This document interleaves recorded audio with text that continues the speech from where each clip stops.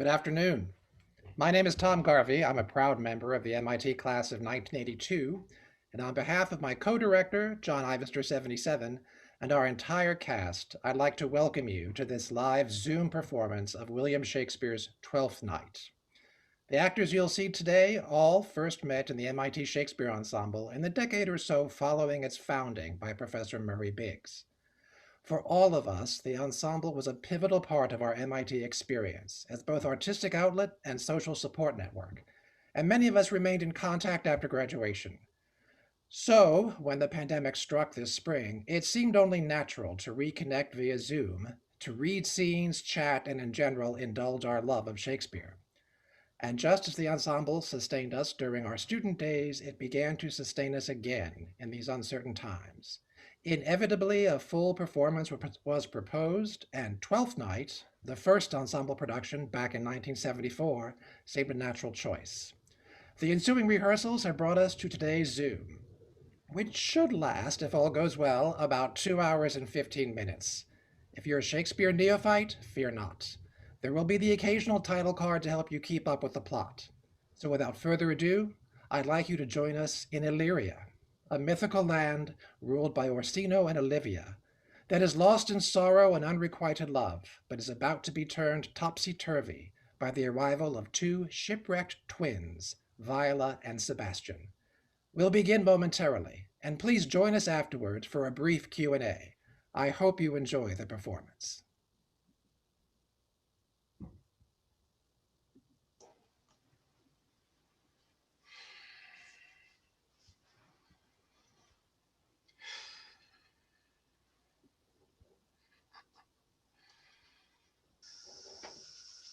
If music be the food of love, play on, give me excess of it. That surfeiting the appetite may sicken and so die.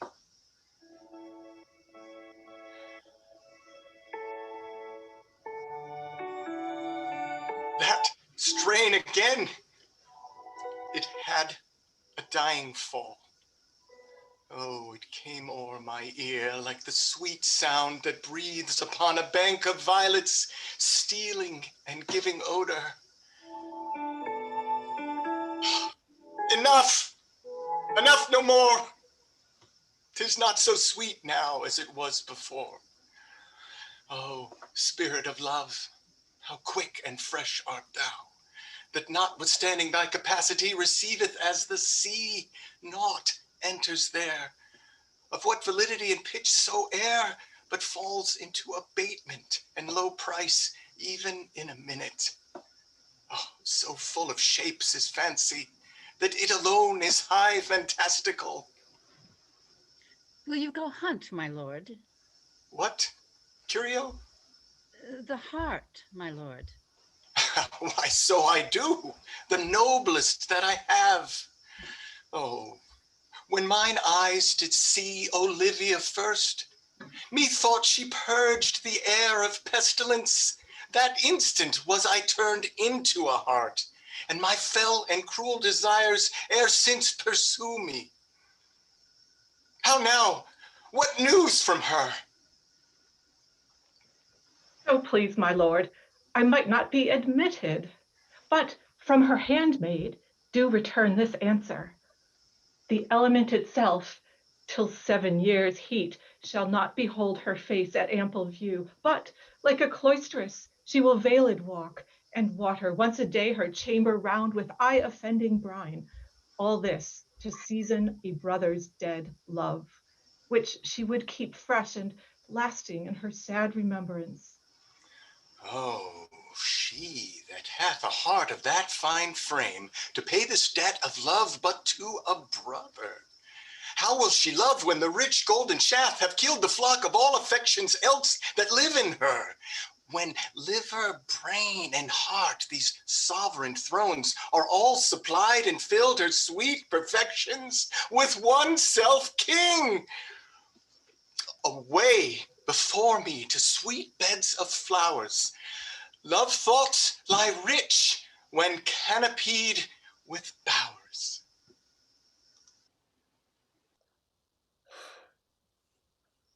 What country, friend, is this? This is Illyria, lady. What am I to do in Illyria? My brother, he is in Elysium. Perchance he is not drowned. It is perchance that you yourself were saved. Oh, my poor brother. But so much else may he be. True, madam, and to comfort you with chance, assure yourself, after our ship did split, when you and those poor numbers saved with you hung on our driving boat, I saw your brother, most provident in peril, bind himself to a strong mast that lived upon the sea, where, like Orion on the dolphin's back, I saw him hold acquaintance with the waves so long as I could see. For saying so, there's gold. Mine own escape unfoldeth to my hope the like of him. Know'st thou this country? Aye, madam, well, for I was bred and born not 3 hours' travel from this very place. Who governs here? A noble duke, in nature as in name. What is his name? Orsino. Orsino. I have heard my father name him. He was a bachelor then. And so is now, or was so very late, for but a month ago I went from hence, and then 'twas fresh in murmur that he did seek the love of fair Olivia. What she? A virtuous maid, the daughter of a count that died some 12 months since, then leaving her in the protection of his son, her brother, who shortly also died, for whose dear love, they say, she hath abjured the sight and company of men. Oh, that I served that lady, and might not be delivered to the world till I had made mine own occasion mellow what my estate is. That were hard to compass, because she will admit no kind of suit. No, not the duke's. There is a fair behavior in thee, captain, and though that nature with a beauteous wall doth oft close in pollution, yet of thee I will believe thou hast a mind that fits with this thy fair and outward character. I prithee, and I'll pay thee generously, conceal me what I am, and be my aid for such disguise as haply shall become the form of my intent. I'll serve this duke. Thou shalt present me as a eunuch to him. It may be worth thy pains, for I can sing and speak to him in many sorts of music that will allow me very worth his service. What else, mayhap, to time I will commit. Only shape thou thy silence to my wit. Be you his eunuch, and your mute I'll be. When my tongue blabs, let mine eyes not see. I thank you. Lead me on. What a plague means my niece to take the death of her brother thus? Cares an enemy to life. By my troth, Sir Toby, you must come in earlier nights. My lady, your niece, takes great exceptions to your ill hours. Let her accept before accepting. Aye, but you must confine yourself to within the modest limits of order. Confine? I'll confine myself no finer than I am. These clothes be good enough to drink in, so be these boots. They be not, let them hang themselves with their own straps. This quaffing and drinking will undo you.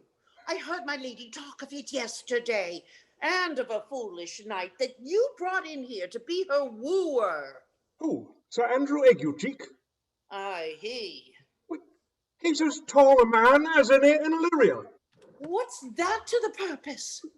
He hath 3,000 ducats a year. Aye, but he'll be but a year in all those ducats. He's a very fool and a prodigal. Oh, fie that you'll say so. He plays the viol de gamboys and speaks 3 or 4 languages, word for word, without book. Hath all the good gifts of nature. He hath indeed, almost natural. For besides that he's a fool, he's a great quarreller.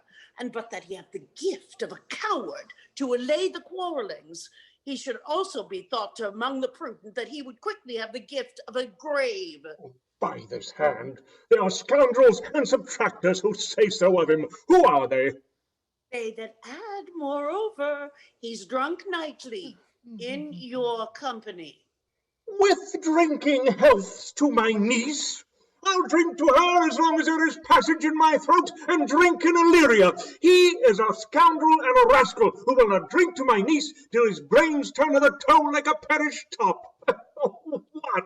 When? She... Oh, Castigliano Volvo, here comes Sir Andrew Eggface. Sir Toby Belch! How now, Sir Toby Belch? Sweet Sir Andrew! Bless you, fair shrew. And you too, sir. Accost, Sir Andrew, accost. What's that? My niece's chambermaid. A good mistress accost.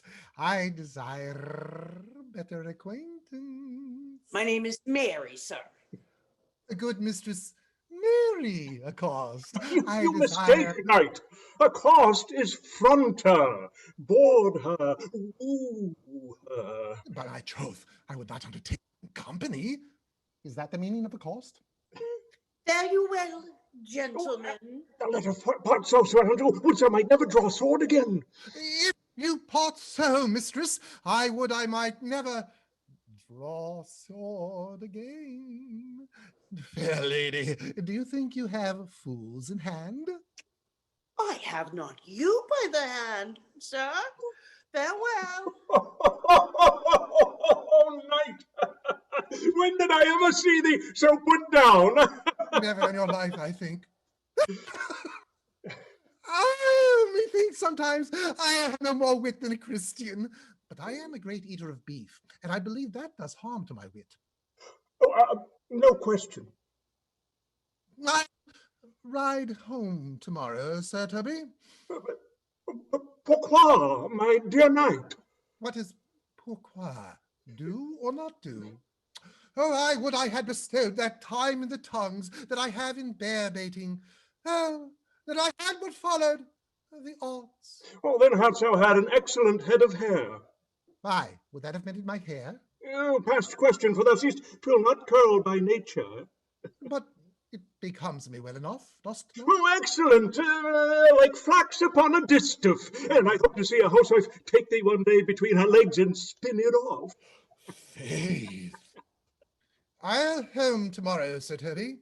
Your niece will not be seen, or if she be, it's 4 to 1 she's none of me. The Count himself here hard by woos her. Oh, he'll none of the Count.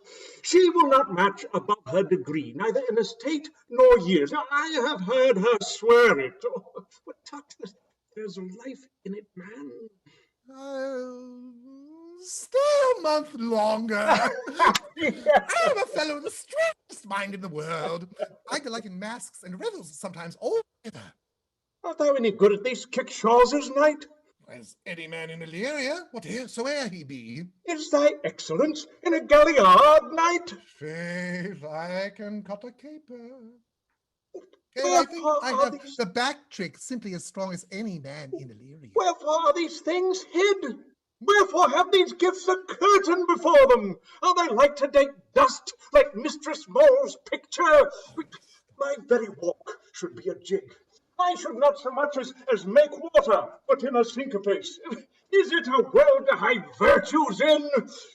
I did think, by the excellent constitution of thy leg, it was formed under a dancing star. Aye, 'tis strong.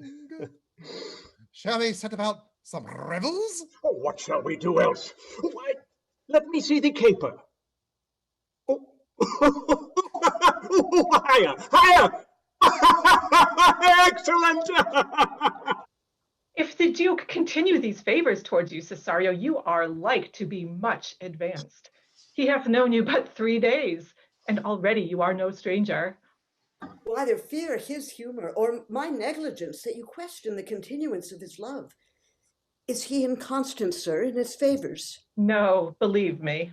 I thank you. Who saw Cesario? Ho! Your attendants, my lord, here. Cesario, thou knowst no less but all.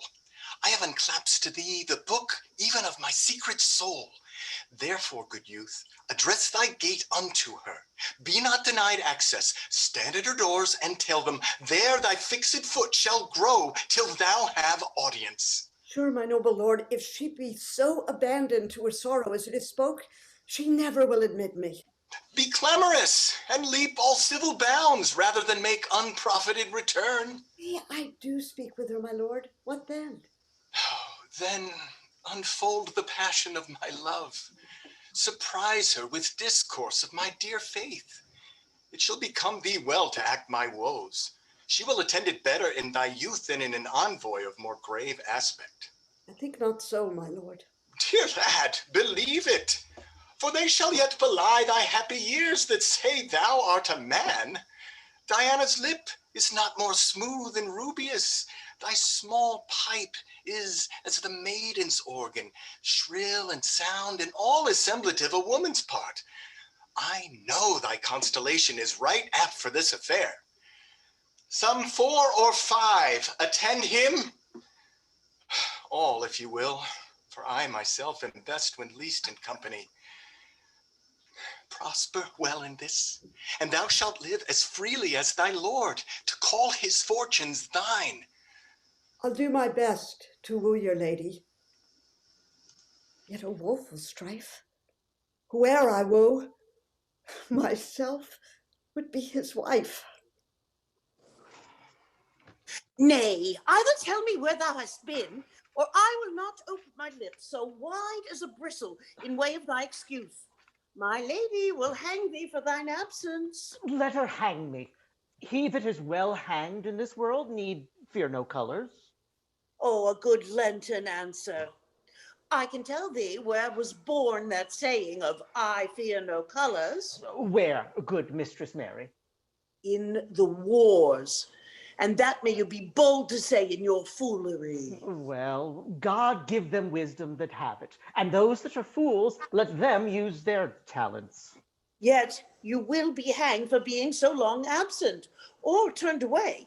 Is that not as good as a hanging to you? Many a good hanging prevents a bad marriage, and for turning away, let summer bear it out. You are resolute then. Not so neither, but I am resolved on 2 points. That if one break, the other will hold. And if both break, your gaskins fall. Apt in good faith, very apt. If Sir Toby would leave off drinking, thou wert as witty a piece of Eve's flesh as any in Illyria. Peace, you rogue. No more of that. Here comes our lady. Make your excuses wisely. You were best. Oh, wit, and it be thy will, put me into good fooling. Those wits that think they have thee do very oft prove fools, and I that am sure I lack thee may pass for a wise man. God bless thee, lady. Take the fool away. Dost thou not hear, fellows? Take away the lady. Go to. You are a dry fool. I'll no more of you. Besides, you grow dishonest. 2 faults that drink and good counsel will amend. Forbid the dry fool drink, then is the fool not dry. Bid the dishonest man mend himself. If he mend, he is no longer dishonest. If he cannot, let the tailor mend him. The lady may take away the fool. Therefore, I say, take her away. Sir, I bade them take away you. Misprision in the highest degree. Good madam, give me leave to prove you a fool. Can you do it? Dexterously, good Madonna, but I must catechize you for it, good my mouse of virtue.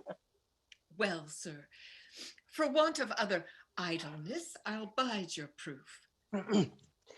Good Madonna, why mourn'st thou? Good fool, for my brother's death. Oh, I think his soul is in hell, Madonna. I know his soul is in heaven, fool. Well, the more fool thou, Madonna, to mourn your brother's soul being in heaven.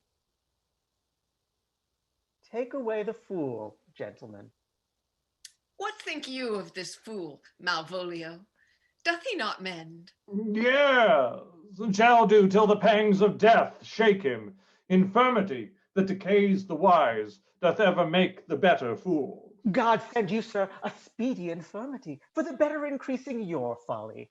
Sir Toby will be sworn that I am no fox, but he will not wager tuppence that you are no fool. How say you to that, Malvolio? I marvel your ladyship takes delight in such a barren rascal. I saw him put down the other day by an ordinary fool that had no more brains than a stone. Oh, look you now, he's out of his guard already. Unless you laugh and minister occasion to him, he is gagged. I protest, I take the wise men that crow so at this kind of fool as no better than the fool's zanies. Oh, you are sick of self-love, Malvolio, and taste with a distempered appetite. To be generous, guiltless, and of free disposition is to take those things for bird bolts that you deem cannon bullets. There is no slander in an allowed fool, though he do nothing but rail, nor no railing in a known discreet man, though he do nothing but reprove. Now Mercury bless thee, for thou speakst well of fools. Madam, there is at the gate a young gentleman who much desires speech with you. From the Count Orsino, is it? I know not, madam. 'Tis a fair young man and well attended. Who of my people hold him in delay? Sir Toby, madam, your kinsman. Fetch him off, I pray you. He speaks nothing but madmen. Go you, Malvolio. If it be a suit from the Count, I am sick, or what you will to dismiss it.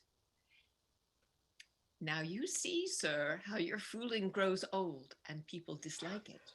Thou hast spoke for us, Madonna, as if thy own son should be a fool, whose skull Jove cram with brains, for here comes one of your kinsmen with a most weak pia mater. By mine honor, half drunk. What is he at the gate, cousin? Gentleman. A gentleman. What gentleman? 'Tis a gentleman here. Oh, look at these pickled herring. How now, sot! Good Sir Toby. Cousin, how have you come so early by this lethargy? Lechery? I defy lechery. There's one at the gate. Aye, Mary, what is he? Well, let him be the devil. Very well, I care not. Give me faith, sir. Oh, 'tis all mine. What's a drunken man like, fool? Like a drowned man, a fool, and a madman. One draught makes him a fool, the second mads him, and the third drowns him. He's in the third degree of drink. He's drowned. Go, look after him. He is but mad yet, Madonna, and the fool shall look to the madman. Madam, yon fellow swears he will speak with you. I told him you were sick. He takes it on him to understand so much, and therefore comes to speak with you. I told him you were asleep. He seems to have full knowledge of that too, and therefore comes to speak with you. What is to be said to him, lady? He's fortified against any denial. Tell him he shall not speak with me. Has been told so, and he says he'll stand at your door like a sheriff till he speak with you. What kind of man is he? Why, of mankind. What manner of man? Oh, a very ill manner. He'll speak with you, will you or no? Of what personage and years is he? Not yet old enough for a man, nor young enough for a boy. One would think his mother's milk was scarce out of him. Let him approach. Call in my gentlewoman. Gentlewoman, my lady calls. Give me my veil. Come, throw it o'er my face. We'll once more hear Orsino's embassy. The Honorable Lady of the House. Which is she? Speak to me. I shall answer for her. Your will? Most radiant, exquisite, and unmatchable beauty. I pray you, tell me if this be the lady of the house, for I never saw her. Whence came you, sir? Oh, I can say little more than I have studied, and that question's out of my part. Good gentle one, give me modest assurance, if you be the lady of the house, that I may proceed in my speech. Are you a comedian? Oh, no, my profound heart, and yet I am not that I play. Are you the lady of the house? If I do not usurp myself, I am. If you are she, you do usurp yourself, for what is yours to bestow is not yours to reserve. But this is from my commission. I will on with my speech in your praise, and then show you the heart of the matter. Come to what is important in't. I forgive you the praise. Alas, I took great pains to study it, and 'tis poetical. 'Tis the more like to be feigned. I pray you keep it in. I heard you were saucy at my gates, and allowed your approach rather to wonder at you than to hear you. If you be not mad, be gone. If you have reason, be brief. 'Tis not that time of the moon with me to make one in so skipping a dialogue. Will you hoist sail, sir? Here lies your way. No, good swabber, I am to haul here a little longer. I am a messenger. Tell me your mind.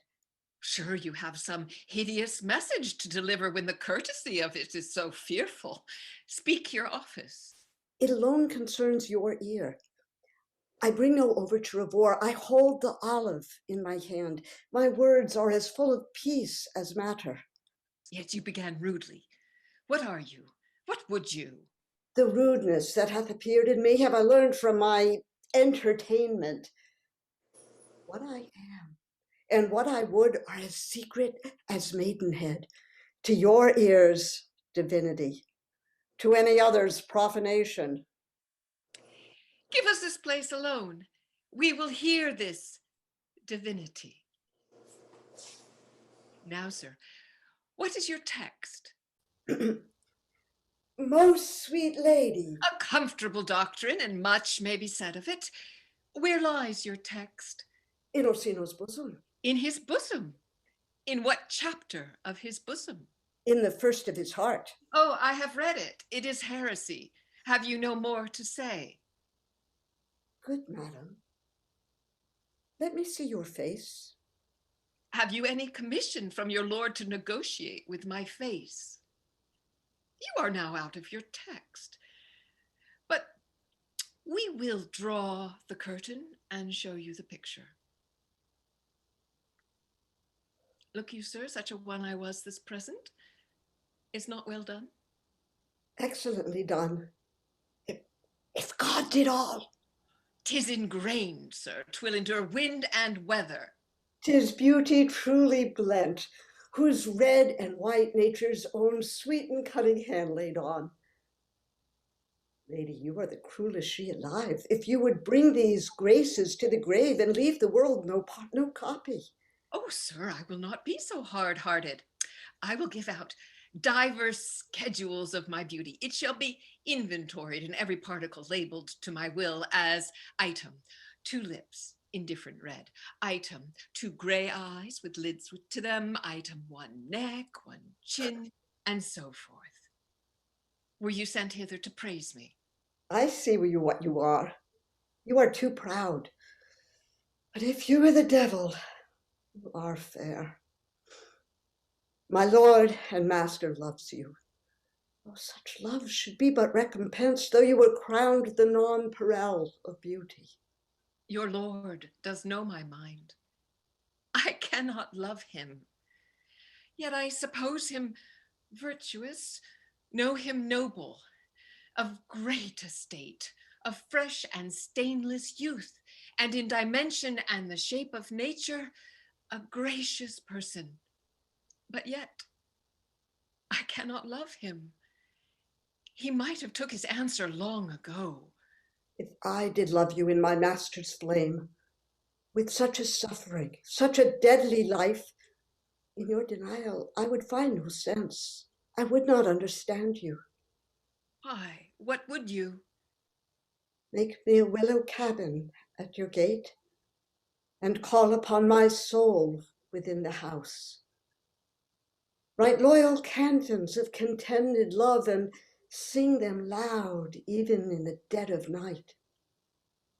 Hallow your name to the reverberate hills, and make the babbling gossip of the air cry out, Olivia.